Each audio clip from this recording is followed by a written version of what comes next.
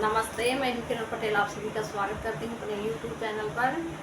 आज मैं एक भजन गीत लेके आई हूं। आप लोग कमेंट बताना कैसे लगा।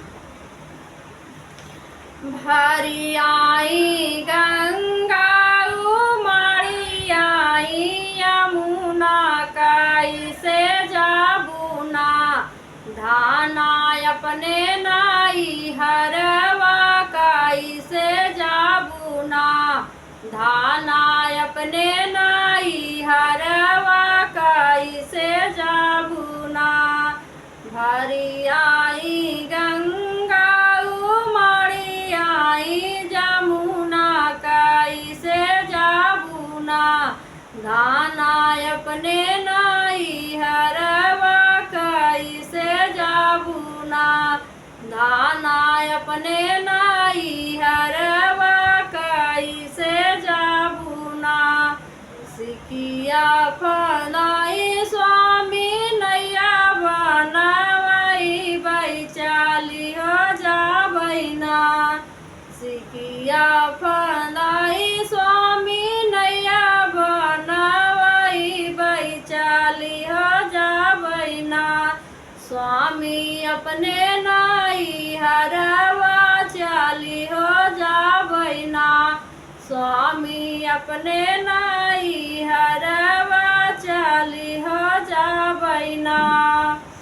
भरी आई गंगा उमड़ी आई जमुना, कैसे जाबुना धाना अपने नाई हरवा, कैसे जाबुना धाना अपने नाई हरवा, कैसे जाबुना।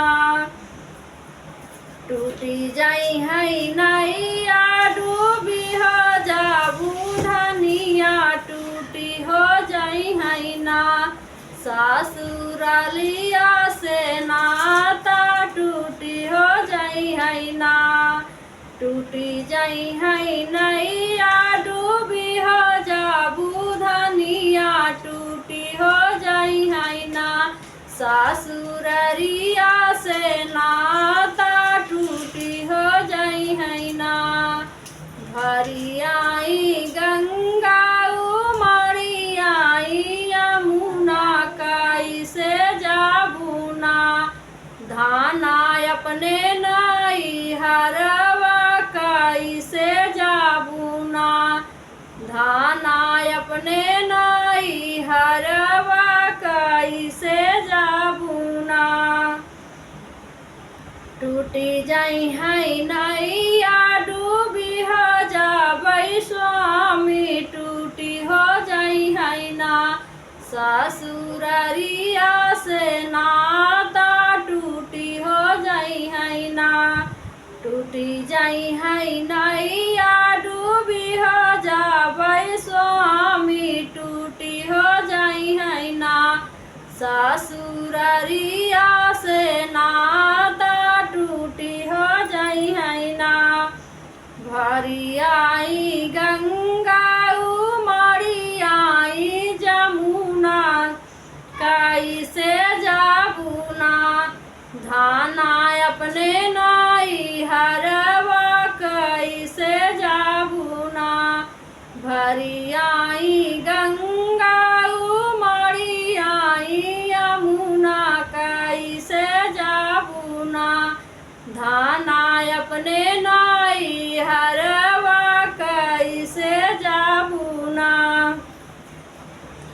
हमारे नैहरवा स्वामी लाहुरी बाहिनिया, जुड़ी हो जाई है ना ससुररिया से नाता, जुड़ी हो जाई है ना। हमारे नैहरवा स्वामी लाहुरी बाहिनिया, जुड़ी हो जाई है ना ससुररिया से नाता, जुड़ी हो जाई है ना।